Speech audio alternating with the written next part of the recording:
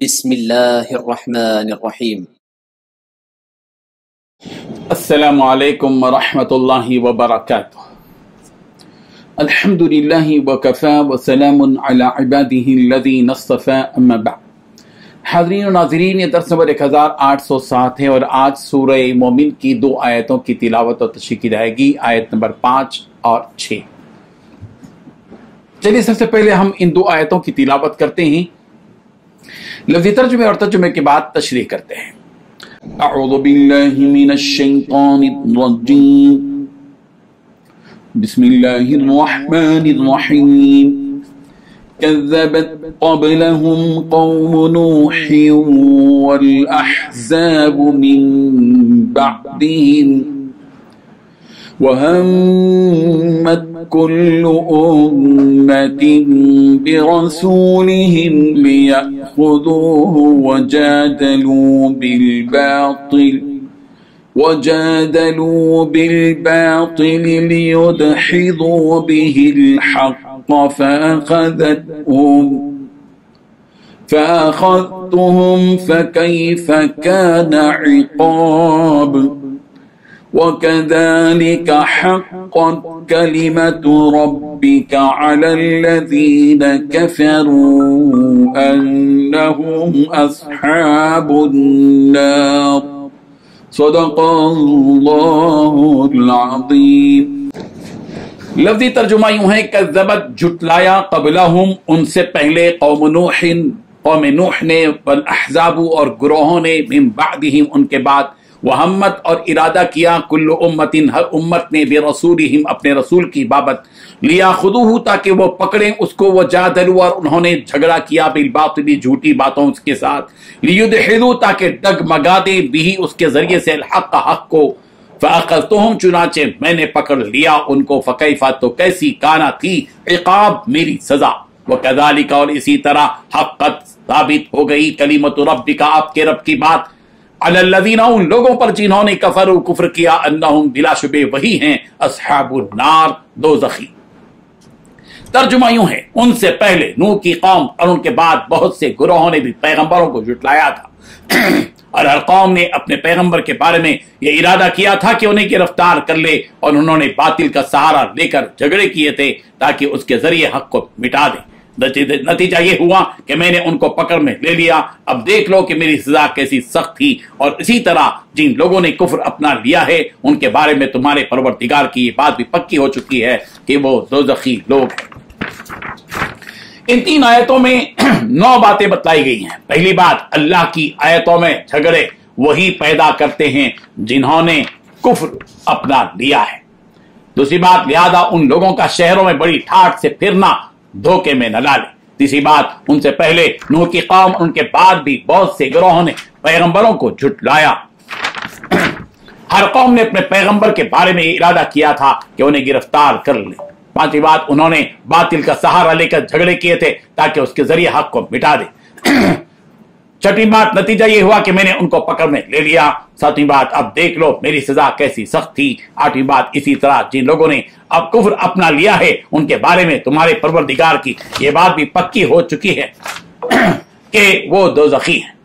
گویا ان 2 آیتوں میں 8 باتیں بتائی گئی ہیں۔ یہاں یہ بات کہی جا رہی ہے کہ وہ لوگ کون ہیں جو اللہ تعالیٰ کی آیتوں میں اور اس کے بتائے ہوئے احکامات میں اور اس قرآن کریم کے اللہ تعالیٰ کی جانب سے نازل ہونے کے سلسلے میں جھگڑتے ہیں۔ فرمایا کہ یہ لوگ وہی ہیں جو کافر ہیں۔ ایک کافر ہی قرآن کی آیتوں میں جھگڑے کرتا ہے اور اللہ تعالیٰ کے نازل کردہ احکامات کا انکار کرتا ہے۔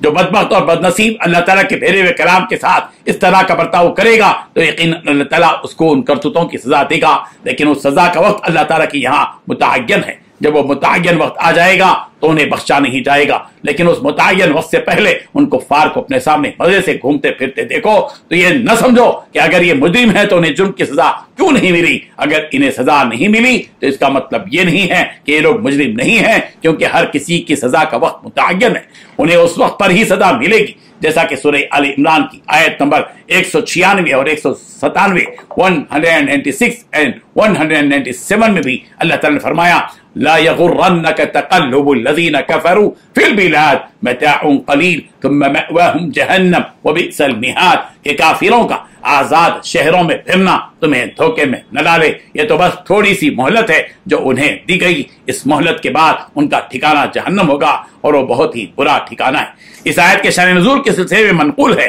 ابو مالک رضی اللہ عنہ نے فرمایا کہ یہ آیت ما یجادل فی آیات اللہ الا الذین کفروا حارث بن قیس السہمی کے بارے میں نازل ہوئی۔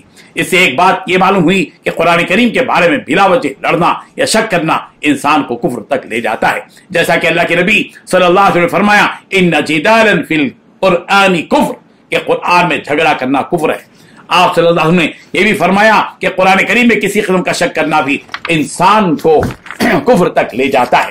حضرت ابو ہریرہ رضی اللہ عنہ سے مروی ہے کہ رسول اللہ صلی اللہ علیہ وسلم نے فرمایا میرا فی القرآن کفر، کہ قرآن کریم میں کسی قسم کا شک کرنا بھی کفر ہے۔ لہذا ہمیں چاہیے کہ ہم قرآن کریم میں کسی سے بحث و تکرار نہ کریں اور اس میں کسی قسم کا کوئی شک بھی نہ کریں۔ یہاں اللہ تعالیٰ ان قوموں کا تذکرہ فرما رہے ہیں جو امت محمدیہ سے پہلے بھی اللہ تعالیٰ کے کلام اور اس کے پیغام، اس کے بھیجے ہوئے پیغمبر کو جھٹلاتے تھے۔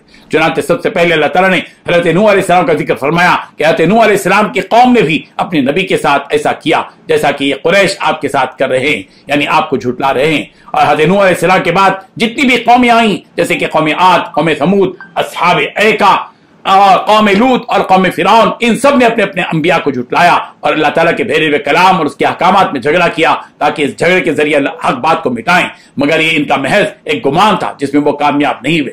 لہذا ان کے اس جھٹلانے اور جھگڑنے کی سزا انہیں اس دنیا میں دی گئی تاکہ وہ عبرت کا سامان بن جائیں۔ تو تم دیکھ لو کہ ان کا کیا انجام ہوا اور ان پر کس طرح کا عذاب اللہ تعالیٰ نے ان کے اعمال کی وجہ سے نازل کیا۔ اگر تم لوگ عبرت کی نظر سے اسے دیکھو گے اور ان کے حالات کا مطالعہ کرو گے تو تم لوگ ضرور ان اعمال سے اپنے آپ کو بچانے کی کوشش کرو گے۔ انہیں جو سزا ملی وہ دنیاوی سزا تھی اور آخرت میں اللہ تعالیٰ نے ان کے حق میں یہ فیصلہ کر دیا ہے کہ یہ لوگ جہنم میں جائیں گے۔ اس آیت سے ایک بات یہ بھی معلوم ہوئی کہ اگر کہیں حق اور باطل کا جھگڑا ہو رہا ہو اور ہم حق کو چھوڑ کر باطل کا ساتھ دے رہے ہوں تو ایسی صورت میں ہم بھی جہنم رسید ہو سکتے ہیں۔ ہمیں چاہیے کہ ہم حق کا ساتھ دیں اگرچہ کہ وہ حق اپنے خلاف یا اپنے رشتہ داروں کے خلاف ہی کیوں نہ ہو۔ ابن عباس رضی اللہ عنہما سے مروی ہے کہ رسول اللہ صلی اللہ علیہ وسلم نے فرمایا من اعان باطلا لیدحض بباطلہ حقا فقد بریأت منہ ذمۃ اللہ وذمۃ رسولہ صلی اللہ علیہ وسلم، جس نے باطل کا ساتھ اس نیت سے دیا کہ حق کو دبا دیا جائے تو ایسا کرنے والے پر اللہ اور اس کے رسول کی کوئی ذمہ داری نہیں ہے۔ اللہ تبارک و تعالیٰ ان آیات کو سمجھنے کی ہم سب کو توفیق عطا فرمائے، آمین۔ وآخر دعوانا ان الحمد للہ رب العالمین۔